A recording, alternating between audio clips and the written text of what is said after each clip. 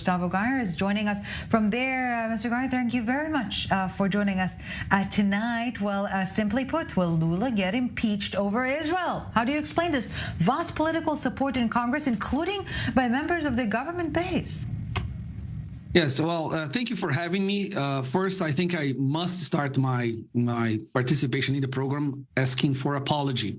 I am really sorry about what's happening. I just want to say, as a federal congressman, that Lula's declaration does not represent the majority of the Brazilian people. And as a matter of fact, the vast majority of Brazilian people are shocked, are very angry with his words and by what he did.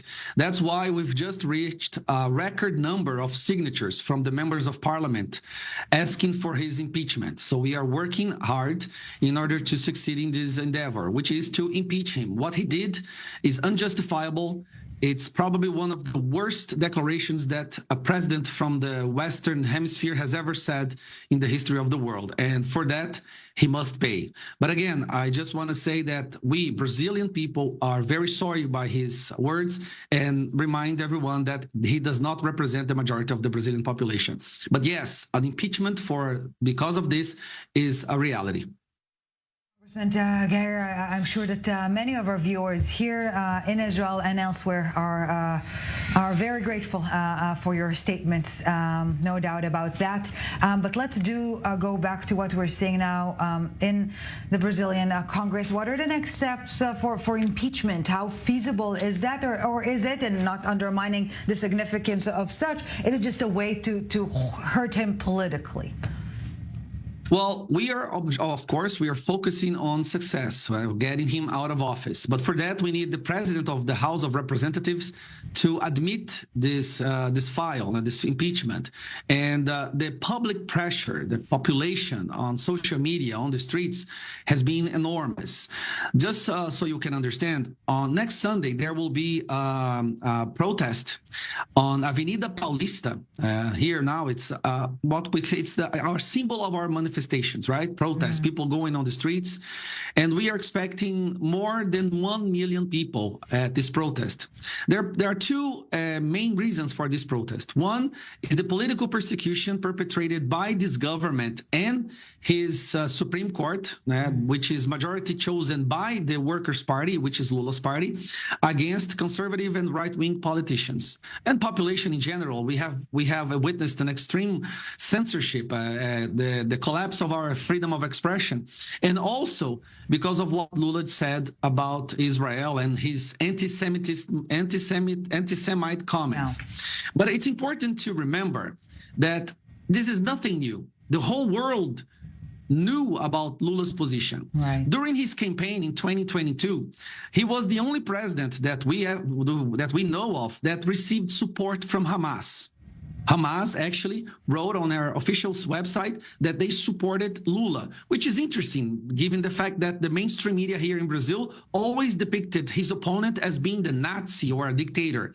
But Hamas, of course, supported Lula. When the result was declared and that Lula had won the election, Hamas wrote another letter of congratulation and congratulated him for his victory. If that was not enough, then we had most recently, an official note written by Hamas, published by its official site and also the Telegram channel, thanking Lula for his words against Israel and about Hitler, trying to compare what Israel is doing by what Hitler had done. So this is the first time in history that we know of a president from a allegedly democratic country being thanked by the most evil terrorist group in history. And to top that, because it can get worse when we talk about Lula. Yeah, as if it was not enough until now. Yeah.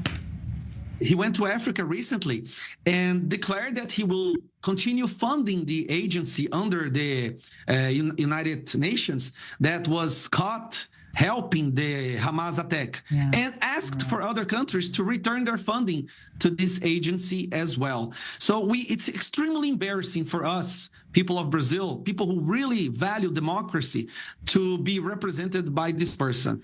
But I believe the impeachment will resolve that. So Congressman Gayer, as we are nearing, unfortunately, the end of our conversation, if I understand correctly from what you're saying, under the current Lula administration, the Brazil-Israel relations cannot really be mended. We simply have to wait for the administration to change.